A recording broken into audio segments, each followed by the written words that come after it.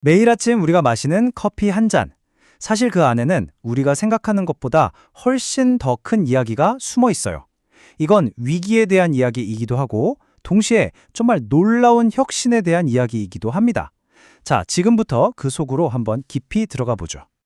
아마 많은 분들이 그러실 텐데, 커피 없이는 하루 시작이 안 되죠. 그 특유의 향기, 그리고 첫 한 모금. 이건 정말 우리에겐 너무나 당연하고 단순한 일상입니다. 그런데 말이죠. 만약 우리가 너무나 당연하게 여기는 이 일상이 사실은 아주 심각한 위협을 받고 있다면 어떨 것 같으세요? 네, 그 위협이라는 게 사실 하나가 아니에요. 기후변화, 그리고 또 아주 오랫동안 뿌리 깊게 박혀온 불공정한 시스템. 이 두 가지가 합쳐져서 만든, 뭐랄까, 말 그대로 퍼퍼트 스톰인 거죠. 이 숫자 한번 보세요. 50%. 이게 뭘 의미하냐면요. 앞으로 30년도 채 안 남은 2050년까지 우리가 지금 커피를 기르는 땅의 절반이 그냥 사라져버릴 수 있다는 거예요. 기후위기가 우리 커피잔에 미치는 영향이 바로 이 정도 스케일입니다. 어마어마하죠?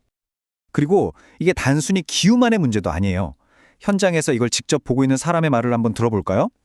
직거래 수입업자인 안드레아스 펠론이라는 분이 아주 직설적으로 이야기하는데요. 커피 산업에는 뭐랄까 착취의 어두운 역사가 있고 그 농부들의 엄청난 노고를 전혀 반영하지 못하는 가격이 존재한다고 말이죠.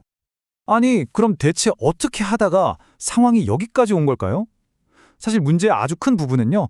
우리가 커피를 재배해온 그 방식 자체에 있습니다. 자, 우리가 마시는 커피 한 잔.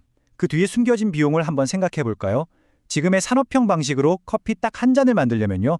물이 평균 130리터나 필요하래요. 130리터요. 이게 환경에 주는 부담이 정말 어마어마한 거죠.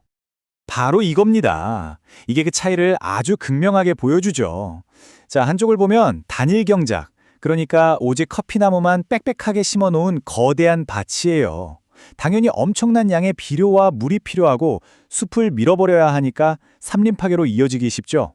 반면에 다른 쪽을 보세요. 이건 자연과 함께 가는 혼농임업 방식입니다.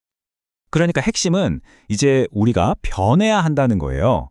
다행인 건 이미 변화를 만들어가고 있는 사람들이 있다는 거죠.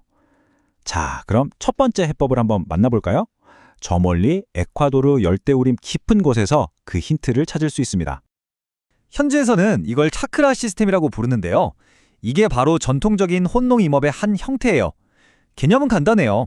커피를 심겠다고 숲을 다 밀어버리는 게 아니라 원래 있던 숲 안에 다른 다양한 나무들의 그늘 아래에다가 커피를 함께 키우는 거죠. 와, 그럼 이렇게 했을 때 좋은 점이 뭘까요? 이게 정말 놀라워요. 우선 숲을 그대로 두니까 생물 다양성이 보존되죠. 또 여러 식물이 함께 자라니까 토양이 자연스럽게 비옥해져요. 나무 그늘이 습도도 유지해주고요. 심지어 농부들은 바나나나 카카오 같은 다른 작물도 같이 키워서 추가 수입까지 얻을 수 있습니다. 이건 뭐 환경에도 좋고 사람에게도 좋은 완전 윈윈인 셈이죠. 그러니까 이게 그냥 단순한 농사 기술이 아닌 거예요. 일종의 철학이죠. 이 공동체의 지도자인 아우구스토 살라사르의 말을 들어보면 이건 인간과 자연이 서로 조화를 이루게 하는 방법이라고 해요. 모든 나무에는 생명과 영혼이 깃들어 있다는 그런 깊은 믿음에서 시작된 거죠. 자, 이렇게 농사 방식을 바꾸는 게 퍼즐의 한 조각이라면 또 다른 조각도 있겠죠. 이번에는요, 커피나무 자체를 바꾸는 겁니다. 만약 기후변화에 더 잘 견디는 커피나무가 있다면 어떨까요? 이 이야기를 확인하러 이번엔 우간다로 한번 가보겠습니다. 바로 이겁니다. 리베리카라는 품종인데요. 사실 오랫동안 잊혀졌다가 최근에 다시 주목받고 있는 야생 커피 품종이에요. 연구자들이랑 농부들이 발견한 건 이 리베리카가 가뭄이나 해충에 원래부터 강하다는 거예요. 지금 우리가 겪고 있는 기후변화 문제에 정말 딱 맞는 해법이 될 수 있는 거죠.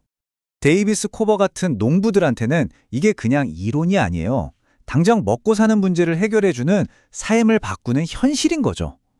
이분이 원래 키우던 로부스타는 해충 때문에 다 망했는데 이 리베리카 덕분에 적어도 생존은 할 수 있게 됐다고 말합니다. 정말 실질적인 희망에 비친 셈이죠. 하지만 물론 이게 쉬운 길은 아닙니다. 이 리베리카 같은 새로운 원두를 우리 동네 카페에서 맛보려면 갈 길이 멀어요. 첫째, 시장에서 이걸 원하는지부터 증명해야 하고요. 둘째, 농부들이 나무를 심어도 수확까지 3년에서 5년은 좋게 걸립니다. 그 다음엔 이걸 가공할 인프라, 전 세계로 보낼 공급망까지 다 만들어야 해요. 그러니까 이건 정말 거대하고 장기적인 프로젝트인 거죠.